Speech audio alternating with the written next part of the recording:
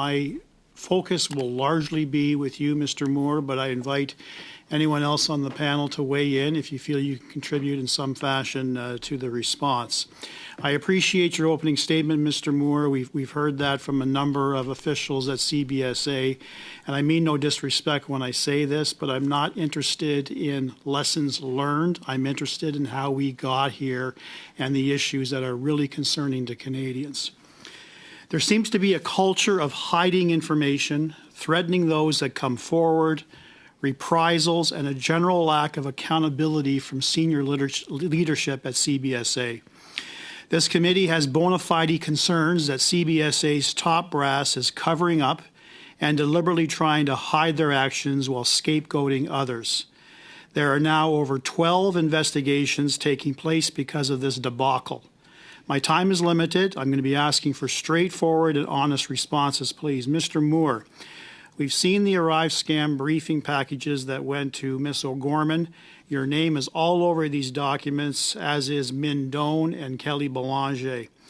This committee has been lied to by current and former senior CBSA leadership, particularly Mr. Doan, Ms. Belanger, and former President Mr. Osowski.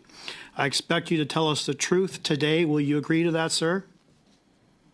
Thank you for the question. I hope that everyone tells the truth and answers your questions to the best of their ability. Thank you. I will certainly do that. Thank you.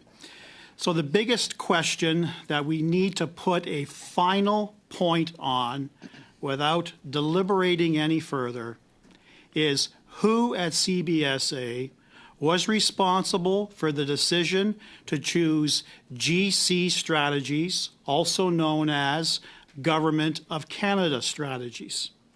We've had evidence from Cameron MacDonald on 2 occasions confirming that, Mr.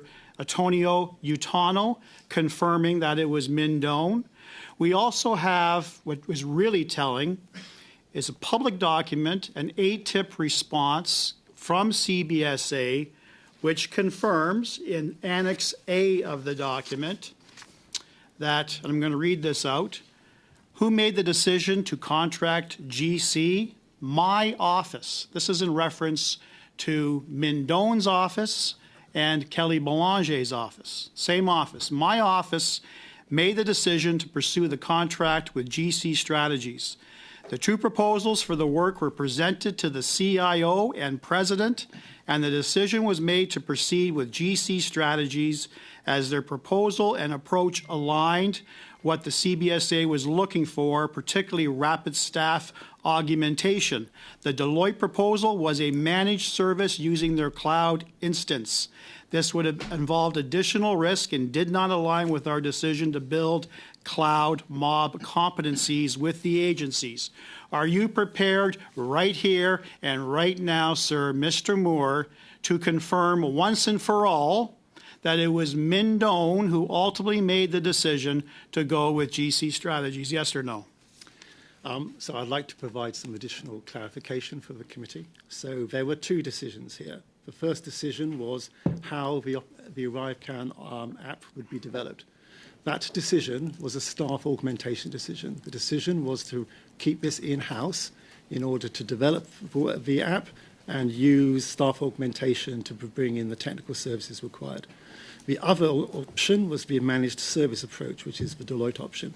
It was decided at that time by the executive committee that the managed services option would not be appropriate because it was unclear what the statement of work would be from the public health agency. Sir, this is all evidence we've already heard. I don't need you to waste valuable time that I have to repeat that. I'm sure you've been following the committee and you know what the evidence has already led. Will you confirm with me right now, at this point in time, that Min Doan was charged with the responsibility of choosing Government of Canada strategies?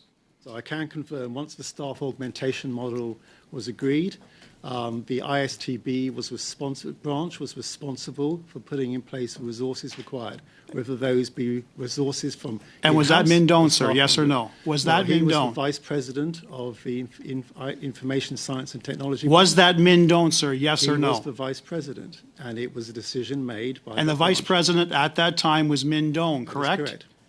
Why did you have a difficult time saying that? Because he is the vice president. but Right. All So- the documentation okay. has been signed. End of by- discussion. You've now confirmed, as many people have confirmed, that it was Min Doan.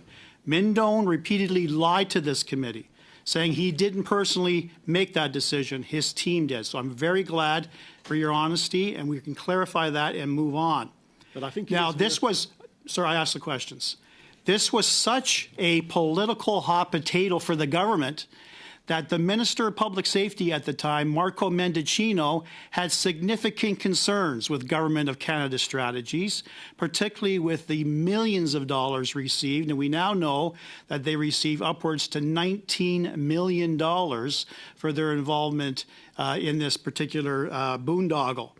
Now, we know that Mr. McDonald, Cameron McDonald, was threatened by Min Doan on October 28, 2022. There was a phone call. He was told that the public safety minister at the time, Marco Mendicino, Right, was I've got that in a unhappy clip. with the I've got that. ArriveCan media We coverage saw that about and 3 wanted weeks ago someone's or a month head ago. on a platter. He was worried that either he or you, sir, Jonathan Moor, were going to get fired, so he was talking about someone's head on a platter. Is that my time? That is your time, sir. All right, thank you. Oh, come on. More, perhaps you can get back.